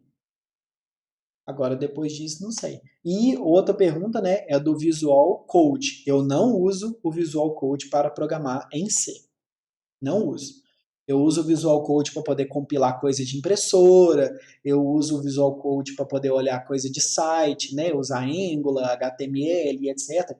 Mas para C, eu não uso. O Visual Studio meu é para C, C++ e Python. Eu uso, quando eu estou programando em uma dessas três linguagens, é Visual Studio. Quando eu estou utilizando alguma coisa de web ou algum firmware, alguma coisa de impressora, eu uso o Code. Quando eu estou usando Java, eu uso o NetBeans. Essas minhas ferramentas de desenvolvimento. Tá? Vamos lá. Eu uso 2019 sempre o mesmo projeto. E quando termino, apago, salvo no Notepad, beleza. Ok. Não tem nenhum problema. Inclusive, eu até compartilhei com vocês no Git o meu projeto. Esse projeto aqui é o meu. Se você quiser baixar ele e usar ele toda vez, sem nenhum problema. Esse aqui já está com o Security No Warning e tudo. Então eu quero usar o seu. Beleza, pode usar. Pode usar ele de base toda vez que você quiser. Não tem nenhum problema, não. Não coloquei o negócio aqui e falei assim, isso você não pode usar. Mas não precisava de eu colocar aqui, né? Tranquilo? Pode usar à vontade. Beleza? Mais alguma dúvida? Nós acabamos gastando um tempo infinito aqui, né, na aula 7. Não vai dar nem para falar muita coisa da aula 8 aqui. Mas vamos lá, não tem problema não. Seguinte, a gente já está utilizando funções, né, que são subrrotinas, desde a nossa primeira aula de C. Só que a gente não sabia o que a gente estava fazendo. E aí chegou o momento, não só de você entender o que você está fazendo, como de você fazer as suas próprias funções. O que é uma subrrotina? Nada mais é, nada, tá, gente? Do que o seu código está aqui, rodando, aí você chama uma subrrotina, ele desvia para outro lugar, executa esse trechinho, depois que ele termina, ele volta para imediatamente depois do lugar que chamou. É isso. Função é isso.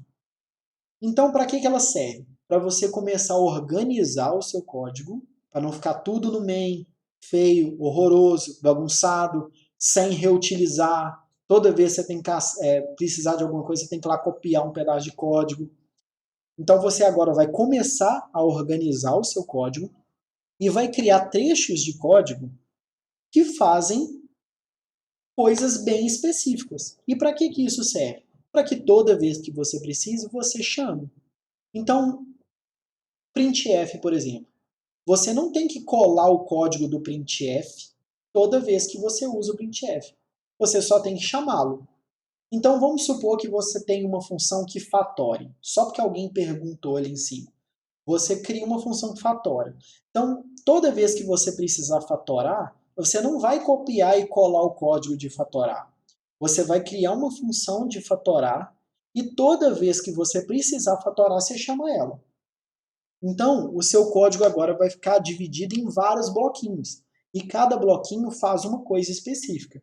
E aí, na hora que você precisar daquela coisa específica, você desvia para aquele bloquinho, executa aquele bloquinho e volta com o resultado da execução daquele bloquinho. Entenderam a ideia geral?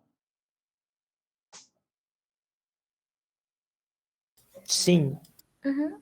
Então o printf é assim. Você precisou imprimir alguma coisa? Você não chamou o printf? Então ele foi lá no código do printf, executou o printf e voltou. Ah, você não precisou do scanf? Então, na hora que você chama o scanf, ele foi lá no código do scanf, fez o que tinha que fazer e voltou. É assim que funciona uma função. Tá bom? Então vamos lá. Subrrotina.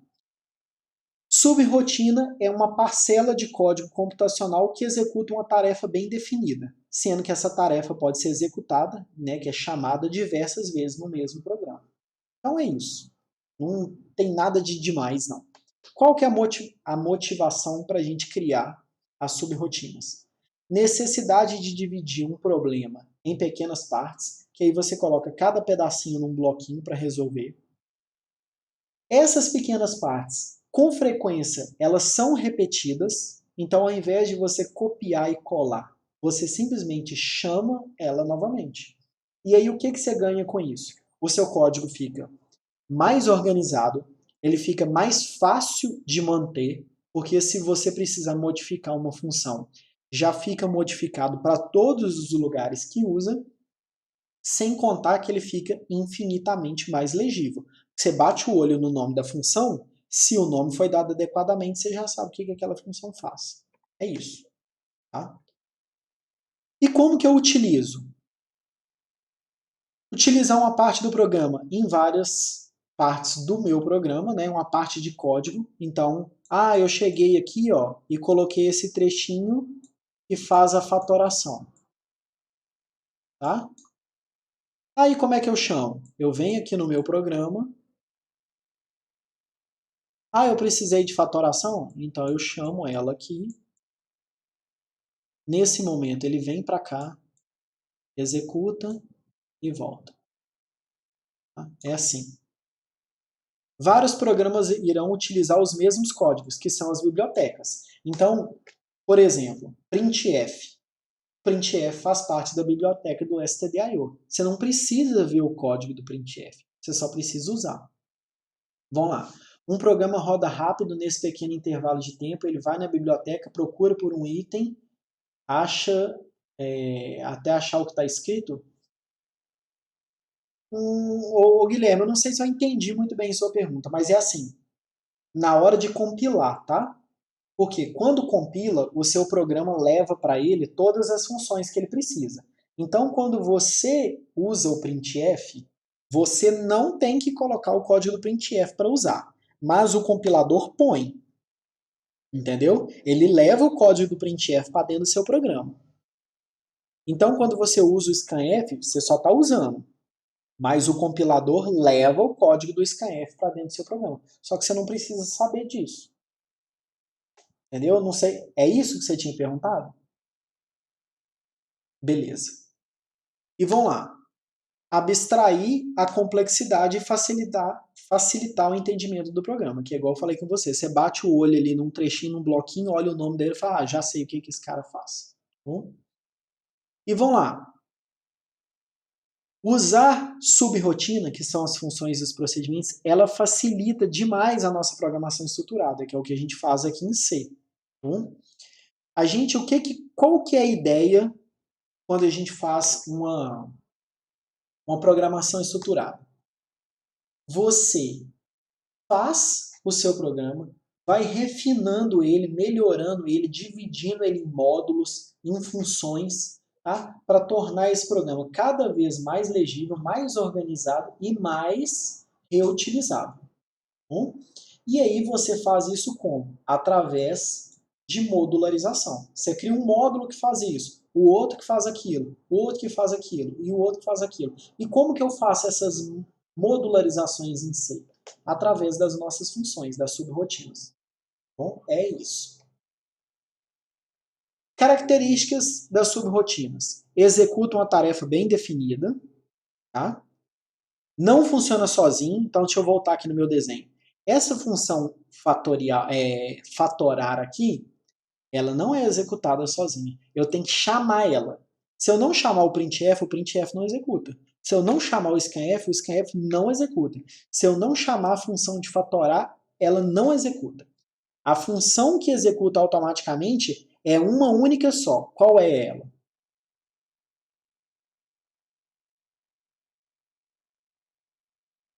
O main? O main, perfeito. É só ela que é executada automaticamente. Todas as outras só são executadas quando elas são chamadas. Entendeu? Então só usa o printf, só executa se eu chamar. Só executa o scanf se eu chamar. Só executa essa função aqui, ó, de fatorar se eu chamar. Entendeu? Isso, o que seria chamar no código? É digitar o nome dela. Entendeu? Colocando entre parênteses, a gente vai ver. A gente já tem feito, né, o tempo todo. Aqui, ó. Isso aqui é chamar a função toUpper. Bom? Então, voltando aqui. Permite a criação de variáveis próprias e manipulação de variáveis externas devidamente parametrizadas. Nós vamos ver isso aqui. Tá? O que acontece? As variáveis criadas dentro de uma função só valem para aquela função. Não valem em outro lugar. E facilita a legibilidade do código, né? Através da estruturação e do enxugamento. O que é esse enxugamento aqui? É porque eu não fico copiando e colando. Eu ponho uma vez só e uso. É isso. Entendeu? Então, eu não tenho que ficar copiando, colando, dando manutenção em vários trechos de código. Eu vou lá e dou manutenção num único lugar. E vamos lá. Tipos de subrrotina. Gente, isso aqui é meramente didático. Tá? Qual que é a diferença de procedimento para função? O procedimento não volta nada e a função volta um valor. É isso.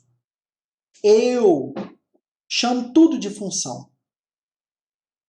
Tá?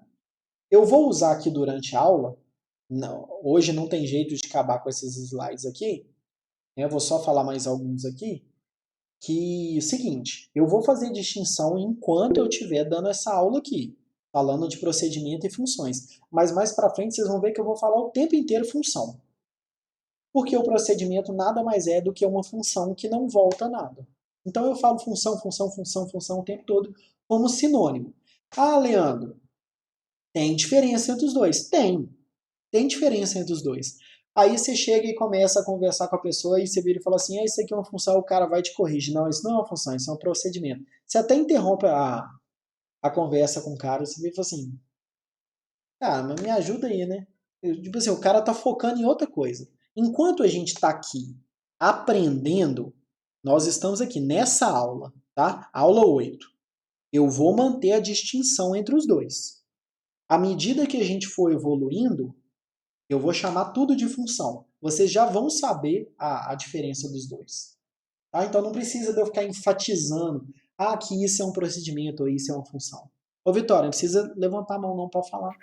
Professor, eu tenho uma dúvida, porque geralmente nos seus exercícios resolvidos, até mesmo nos exemplos que você dá, você começa o programa com void. E desde sempre, até nos exercícios, para iniciar, eu coloco aquele int man, abre o parênteses. Tá errado o que eu faço? Não, então. Aí vamos lá, deixa eu explicar para você. É porque toda vez que você viu um exercício resolvido meu, ele estava escrito assim, ó.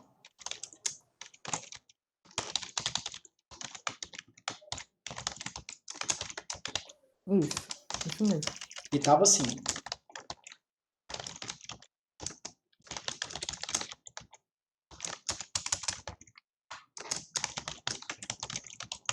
Certo? Isso é exatamente. Então, o que acontece? É porque agora você vai entender a partir dessa aula. Isso daqui é um procedimento, que é uma função que não retorna nada. E ela é chamada onde? Ela é chamada lá no case, quando eu pergunto para o cara, e aí, filhão, qual exercício que você quer executar? Aí você vira e fala assim, eu quero executar o exercício 1. Aí eu vou lá no case e chamo o exercício 01. Quer ver? Vamos abrir um código meu aqui, ó. Slides não, né? Solução dos exercícios. Vamos abrir aqui, sei lá, aula 9. Nós nem chegamos na aula 9, mas só para entender. A aula não interessa. Aqui, ó. Void exercício 01. Então, isso aqui é um procedimento que não é executado automaticamente. Ele só vai ser executado se eu chamar. Mas lá no meu main tem um menu. Aqui, ó. E aí eu pergunto pro cara. Digite o número do exercício que você quer executar. Então, se o cara digitar 1, olha o que ele faz. Ele chama o exercício 01. Então, ele vem aqui em cima e executa esse procedimento. Não, professor. Você acredita que foi hoje que eu reparei que todas as suas soluções de exercícios são um big programa? É um programa gigantão. Meu Deus. Entendeu? Então aqui, ó, exercício 1, exercício 2, exercício 3. Porque o que acontece? Se eu colocasse um main para resolver cada exercício, o arquivo não compilava, porque só pode ter um main. Então eu faço cada exercício separado numa função, né, que no caso é um procedimento, o nome correto é procedimento, porque ela não retorna nada. Então eu faço cada exercício num procedimento e crio um menuzinho aqui no início para você escolher qual que você quer executar. Tá, entendi. Então, o void é um procedimento que você coloca só para a questão lá de baixo, quando a pessoa for colocar o número do exercício que ela quer. Entendi. Isso, o void aqui é porque ele não retorna nada. Daqui a alguns slides vai ficar claro isso, entendeu? Entendi, obrigada. Então, vamos lá. Procedimento. Não retorna nenhum valor. Então, toda vez que tem esse void aqui, ó, vamos lá. É que não retorna nenhum valor. Então, torna ele um procedimento. Se for qualquer coisa diferente de void, gente, é qualquer coisa, tá? Se for void asterisco, é diferente de void. Qualquer coisa diferente de void faz com que ele seja uma função, porque ele retorna um valor. Agora, se tiver escrito apenas a palavra void, ele é um procedimento. Por isso que eu falo com vocês que eu vou usar o nome função o tempo todo, mais para frente. Porque o que diferencia um do outro é simplesmente isso aqui, ó. Se tem a palavra void, não retorna valor. Então, não retorna é um procedimento. Se é diferente de void, ele retorna um valor, consequentemente, ele é uma função, tá bom? E aí o seguinte, só para a gente poder entender isso aqui, eu vou finalizar a aula, tá? Porque não vai dar para acabar todos esses slides aqui, a gente continua na aula que vem, não tem problema não. É que não era para a aula 7 ter demorado tanto. O contexto quando essa aula 7 foi criada é que, primeiro, a eletrônica e a automação não assistia essa aula 7, né?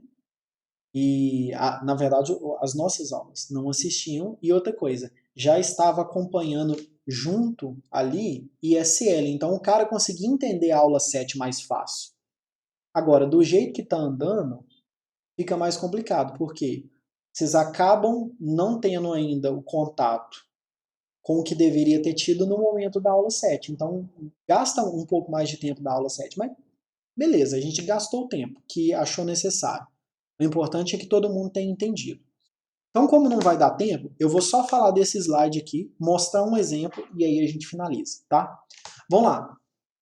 Como que é feito um procedimento? Um procedimento que é uma subrotina, né? Ele é void, a palavra void, o nome do procedimento e a lista de parâmetros. O que é a lista de parâmetros? São as variáveis onde os valores vão ser guardados quando eu chamar esse procedimento. Então, quais são as regras? O nome do procedimento é a mesma coisa, igual função. Igual função não, igual variável. Tá? É um conjunto de letras e números, não pode ter espaço, não pode começar com número, tá? É a mesma regra. Quais são as listas de parâmetros? São as variáveis que vão receber os valores dos argumentos. Então, se eu quero passar 2 valores para esse procedimento, então eu coloco 2 parâmetros. Então aqui, ó, aqui eu quero receber 2 inteiros. Então, eu passo int A, int B, por exemplo. Não com esses nomes, né? Você vai colocar um nome significativo.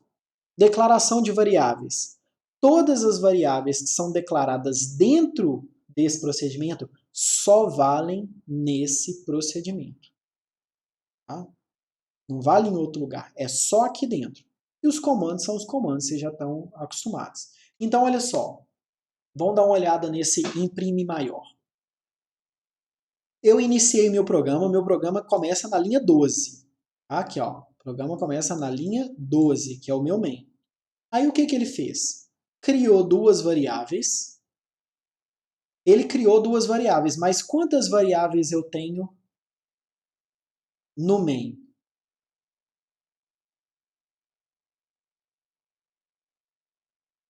Cinco? 5 não. Mas quais seriam essas 5, se você acha que é 5? O main, o argc, o argv e o x e o y? Então, tudo que você respondeu está certo, exceto pelo main. O main não é uma variável, entendeu? Ah, tá. É porque eu pensei que seria por causa do int. Não. O int é o retorno dele. Ele retorna um valor inteiro. Entendeu? Aqui, ó o return. É porque a gente ainda vai chegar nesse slide. Não está retornando 0? Então, na hora que ele volta dessa função, ele volta com 0 por conta desse tipo aqui, ó. Então, são 4 variáveis. A variável chamada argc, a argv, o x e o y. Aí, olha só o que ele fez na linha 14. Leu 2 valores. Então, vamos supor que eu digitei 4 e 9. Tá? Faz conta que foram esses 2 números. Olha só o que ele vai fazer. Ele vai copiar, tá? Em C a gente vai ver os slides mais para frente na outra aula. O C sempre copia. Então ele vai copiar o valor da variável x daqui para a variável x daqui. Não são as mesmas variáveis. São variáveis distintas. Variável que está entre a linha 12 e 17 só vale entre 12 e 17. Variável que está entre linha 4 e 10 só vale entre linha 4 e 10. Então, ele vai copiar o valor da variável x, que é 4, para esse x aqui. Então, esse x aqui agora está valendo 4. Deixa eu trocar de cor. Então, esse x aqui agora está valendo 4. E ele vai copiar o 9, tá, que está nessa variável y, para essa variável y, 9. E aí ele vai fazer o seguinte. Se x é maior que y, então, se 4 é maior que 9, Ele vai imprimir isso. Porém, 4 não é maior que 9, é falso. Então, ele vai vir para cá e vai imprimir 9. Depois que ele fizer isso, o que ele faz? Não chegou aqui no final? Como ele chegou no final, ele volta para cá. Tá? Imediatamente depois de ter chamado aquele procedimento ali. E aí ele termina. Entenderam a ideia? Então, olha só, o que o meu programa faz aqui? Ó? Eu cheguei e comecei. Aí eu digitei, eu quero executar o exercício 1. Aí o que ele faz? Quando ele vem aqui, que eu escolhi 1, aí ele vai pular para cá, para a linha 23, executar a linha 23. Na hora que chegar na 47, ele volta e executa a linha 182. Então, esses procedimentos são mais estéticos ou não? Não, não é nem só questão de estética, Bernardo. É questão de organização mesmo, de modularização, de você ir separando as coisas. Faz diferença do ponto de vista de desempenho? Não. Tá? Não precisa preocupar com isso, não. Só que acontece que se você ficar mantendo tudo num único arquivo, nosso negócio vai virar uma bagunça e daqui a pouco você não consegue entender nada do que está acontecendo. Eu lembro que eu falei com vocês lá no início, só para a gente finalizar a nossa aula aqui, que é o seguinte, o código de vocês tem prazo de validade. O que a gente está trabalhando aqui? Está trabalhando para aumentar o prazo de validade do nosso código, para a gente fazer códigos bem feitos, porque para fazer avacalhado não precisa de eu dar aula. A gente já nasce sabendo fazer tudo avacalhado. A gente tem que trabalhar para fazer direito. Então, o que a gente quer? Organizar o nosso código para que lá no futuro eu bate o olho nele e viva assim, eu sei o que ele está fazendo. Beleza, não tem que fazer de novo, eu só tenho que usar. Tá bom? É isso. Vamos lá, o que o Igor está falando aqui? Se eu quero que retorne alguma coisa, o que eu coloco no lugar do void? Aí você vai colocar o tipo lá, mas aí você vai esperar a semana que vem, ou se você tiver muito indócil, leia o restante dos slides, porque eu vou encerrar agora. Entendeu? Mas é basicamente isso aí. Aqui, ó, na hora que chegar aqui em funções, você vai ver que não tem mais a palavra void aqui, ó. É um tipo. E aí vai aparecer essa palavra nova, que é o return. Então, se você tiver muito indócil, fala, nossa, eu preciso demais disso. E apesar de eu ter colocado os exercícios para a semana que vem, como não terminou a aula, não tem jeito de vocês fazerem os exercícios para a semana que vem, né? Pode ir começando fazendo alguma coisa, mas não dá para fazer tudo. Tranquilo? E aí, não, dá sim, até porque eu já gravei a aula. Eu tô dando essa aula aqui hoje porque vocês não tiveram tempo de assistir. Eu é porque fiz bagunça aqui, gente. Não, tem jeito assim, a aula tá gravadinha, bonitinha, explicada aqui, ó. Vamos lá. Aula 7. Tá aqui, a aula explicando. Aula 8. Explicando. Então você vai assistir a aula 7, vai assistir a aula 8, vai fazer os exercícios da aula 8. E terça-feira que vem, tirar dúvida comigo. Eu estou falando dessa aula 7 e 8 aqui porque a gente está começando um novo módulo e não tem dúvida de algo que vocês não assistiram. Mas semana que vem tem dúvida. Então, beleza, ó. Assiste a aula, semana que vem tira as dúvidas comigo e eu continuo isso aqui. Tranquilo? Eu tinha até esquecido que eu já tinha gravado a aula.